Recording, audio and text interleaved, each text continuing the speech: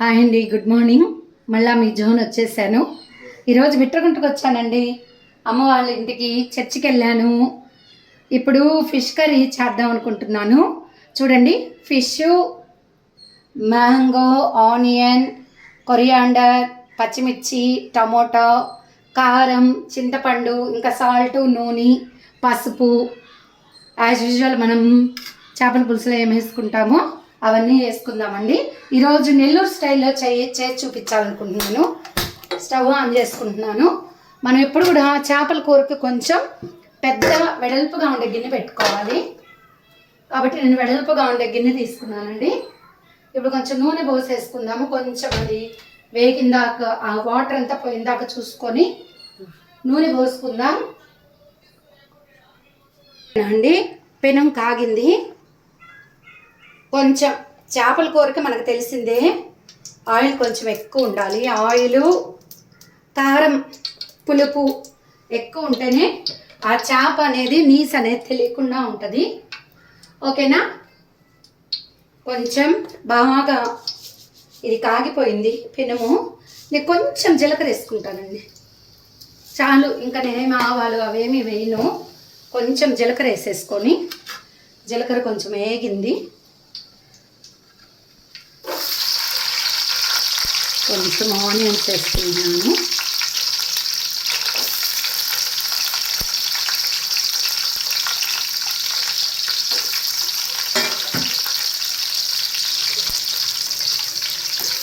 చేపల కూరలో పచ్చిమిర్చి చాలా బాగుంటుందండి. ట్రై చేస్తారా మీరు ఎప్పుడైనా? పులుసులో పచ్చిమిర్చి చాలా టేస్ట్గా ఉంటుంది. ఇది కొంచెం బాగా ఫ్రై అవ్వ. ఓకేనా? సిమ్ చేసుకున్నాను. ఇప్పుడు కొంచెం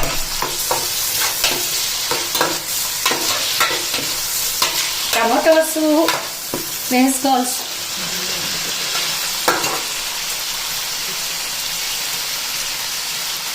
ఓకేనండి. ఆనియన్స్ బాగా బ్రౌన్ కలర్లో వచ్చాయి. దీంట్లో నేను కొత్తిమీర వేసేసుకున్నాను, టమాటోస్ వేసుకున్నాను.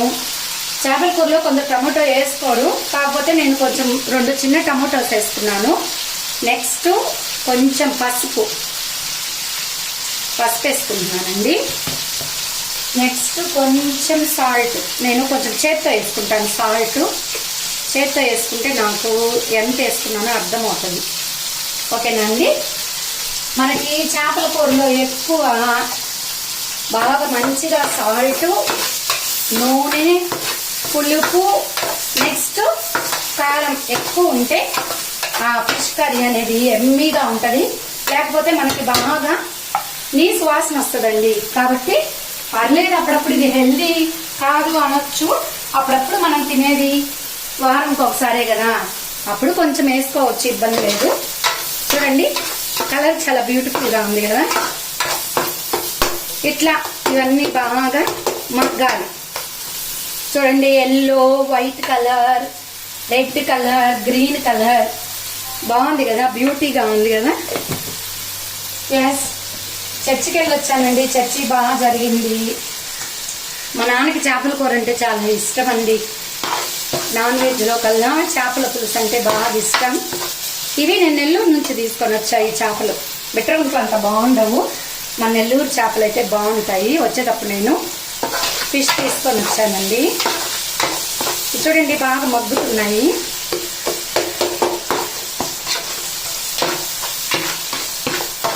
ఇట్లా బాగా మగ్గాలి. మీరు అనుకోవచ్చు, ఏంటి మేడము టీచర్ అయ్యింది ఇట్లా రెసిపీస్ అంటే. నిజంగా టీచింగ్ నాకు ఎంత ఇష్టమో, కుకింగ్ కూడా నాకు అంత ఇష్టము. ఇష్టంగా చేసి పెట్టాలనుకుంటాను నేను.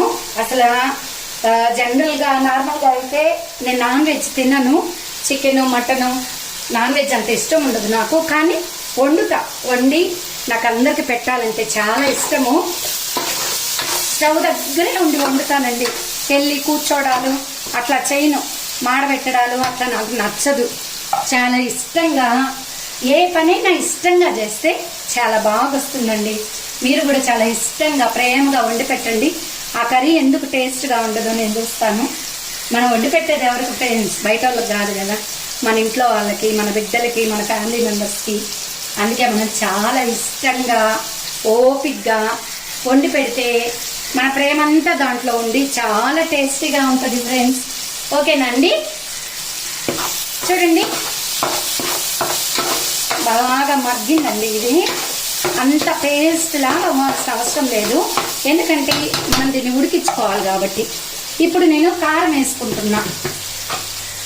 ఈ కారం కూడా నాకు స్పూన్తో నేను వేసుకోలేనండి, ఇట్లా కొంచెం చేత్తో. చెప్పాను కదా చేపల కూరలో కొంచెం మన కారం బాగా పడుతుంది. ఆ కారం నేను చేత్తో వేసేసుకుంటాను. ఏదైనా చేత్తో వేసుకుంటే నాకు ఎంత వేసానో అర్థం అవుతుంది. స్పూనుల్లో అయితే అది కొంచెం ఎక్కువ తక్కువ నాకు పడిపోతుంది అన్నమాట. నెక్స్ట్ వీటిలోకి ఈ చేపలు వేసేసుకున్నాను. మనం ఎప్పుడు కూడా చేపల కూర చేసుకోవడానికి పెద్ద వెడల్పుగా ఉండే గిన్నె తీసుకోవాలి. స్టవ్ సిమ్ చేసుకొని వెడల్పుగా ఉండే గిన్నె తీసుకోవాలి. ఎందుకంటే చిన్న గిన్నెల్లో వండుకున్నాం అనుకోండి, ఈ చేప ముక్కలన్నీ ఒకదాని ఒకటి పడిపోయి బాగా అసలు ఇరిగిపోతాయి. కాబట్టి నాకెప్పుడు కూడా వంట చేయాలంటే ముందు నాకు గిన్నెలు ముఖ్యం. నేను నీట్గా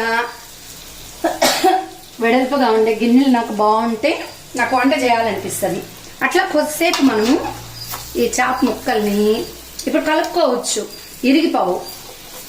కొంచెం ఈ మసాలాలో, నేను మసాలా ఏమేయలేదు, ఈ ఆనియన్ టమోటో పేస్ట్లో కొంచెం దానికి పట్టేటట్లు ఇట్లా తిప్పుకుందాం. నెక్స్ట్ ఇంకా ఉడికిన తర్వాత ఇంకా ముక్క మనము గెంటి పెట్టకూడదు, అది మనందరికీ తెలిసిన విషయమే. ఇప్పుడేం కాదండి, స్టార్టింగ్ కాబట్టి నేను తిప్పుకుంటున్నాను. అట్లా కొంచెం దీనికి బాగా పట్టాలి ముక్కకి. నా వీడియోస్ చూస్తున్నారా ఫ్రెండ్స్? బాగున్నాయా? ప్లీజ్ అండి, నచ్చితే లైక్, షేర్, సబ్స్క్రైబ్ అండి.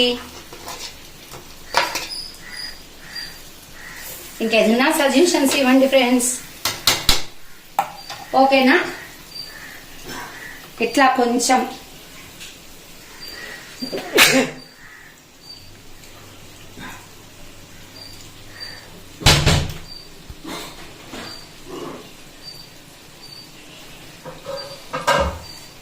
పడుతుంది, ఎలా చెక్ చేసుకో. ఇటు ముందుకు వచ్చింది. ఓకేనండి, ఇప్పుడు కొంచెం మ్యాంగో. ఇప్పుడు చేపల పులుసులోకి నెల్లూరు చేపల పులుసు ఫేమ్ ఏంటో మనందరికి తెలుసు కదా. మ్యాంగో లేదే మనము అసలు చేపల కూర వండుకోం.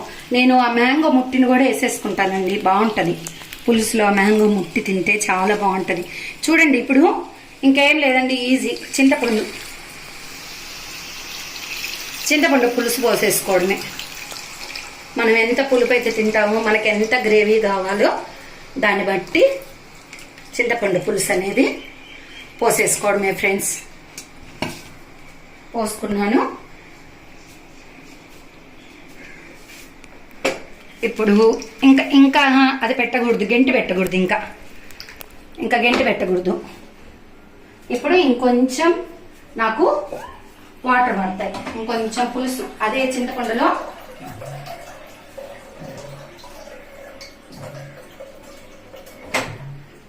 కొంచెం వాటర్ పోసుకొని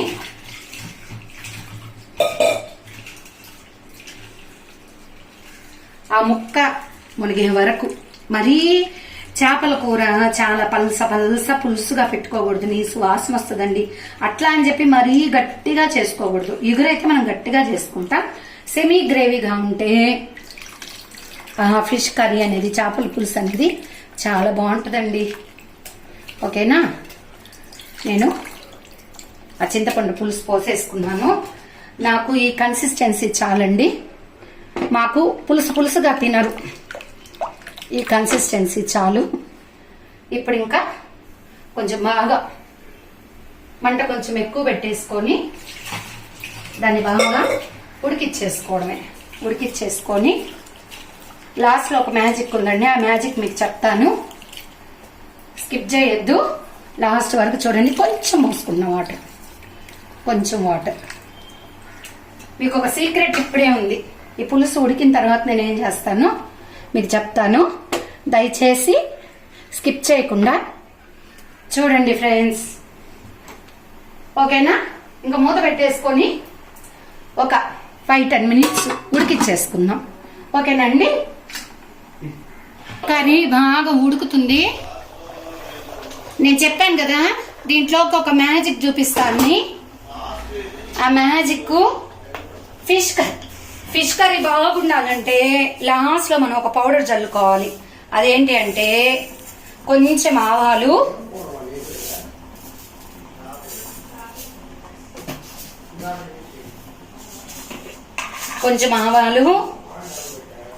కొంచెం జీలకర్ర,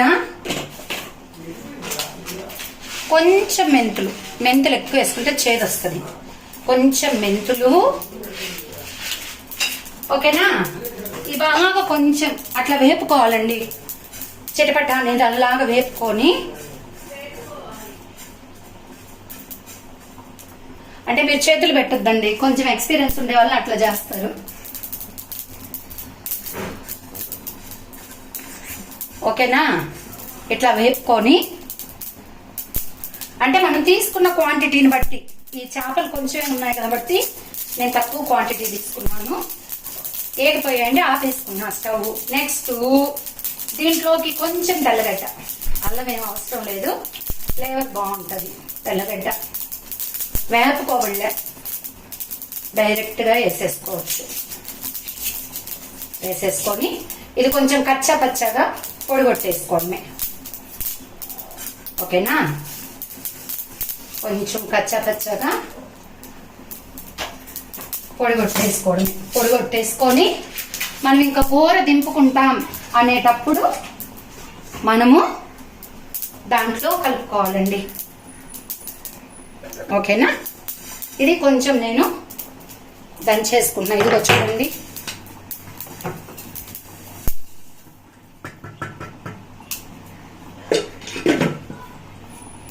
ఓకేనా?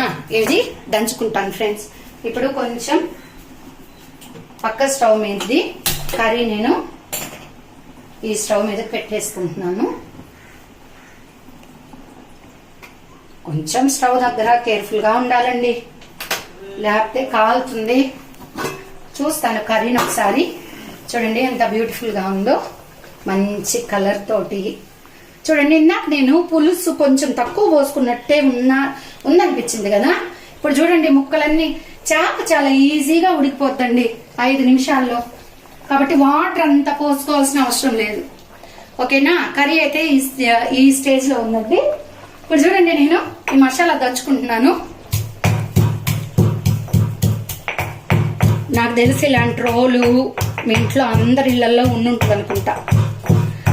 నాకైతే నెల్లూరులో మీరు గమనించే ఉంటారు, వంటలు చేసేటప్పుడు నాకు పక్కన 2 రోళ్ళు ఉంటాయి. 2 మా అత్తమ్మే కొనిచ్చిందండి నాకు. ఆమెకు చాలా ఇష్టం.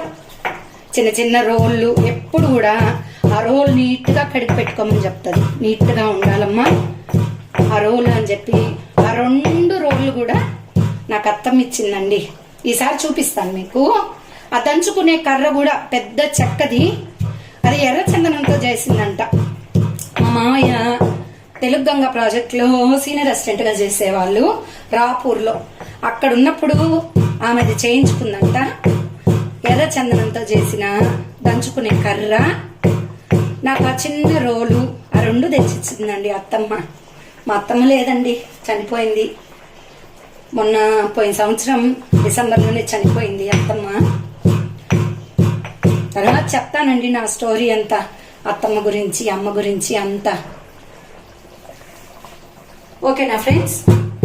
చూడండి, ఇప్పుడు ఏం చేస్తానంటే కచ్చా పచ్చగా దంచుకుంటే చాలు. ఈ పొడిని ఇట్లా దీంట్లో మనము చల్లేసుకోవడమే.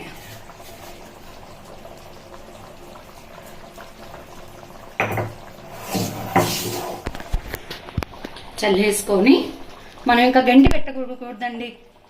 చెప్పాను కదా ఆల్రెడీ, గంటి పెట్టుకోకూడదు. ఇంకా ఇట్లా మంచి ఫ్లేవర్ వస్తుందండి. కర్రీ ఎమ్మిగా ఉంది, చాలా ఫ్లేవర్ వస్తుంది. ఈ స్టేజ్ లో కొంచెం ఉప్పు, అది కొంచెం నేను చెక్ చేసుకుంటాను ఫ్రెండ్స్.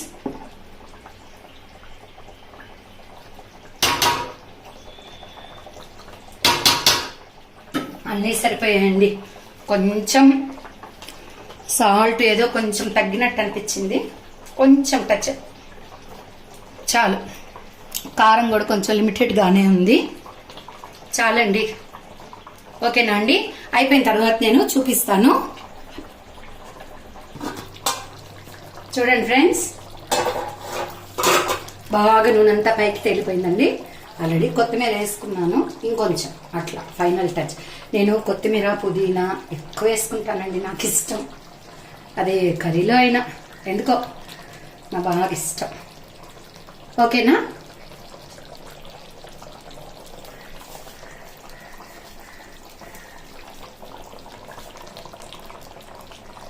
ఓకేనా అండి? ఇంకా స్టవ్ ఆఫ్ చేసేసుకుంటున్నాను.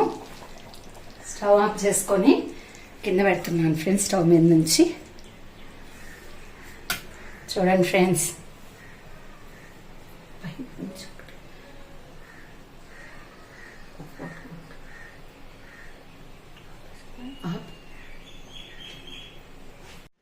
ఓకేనా అండి?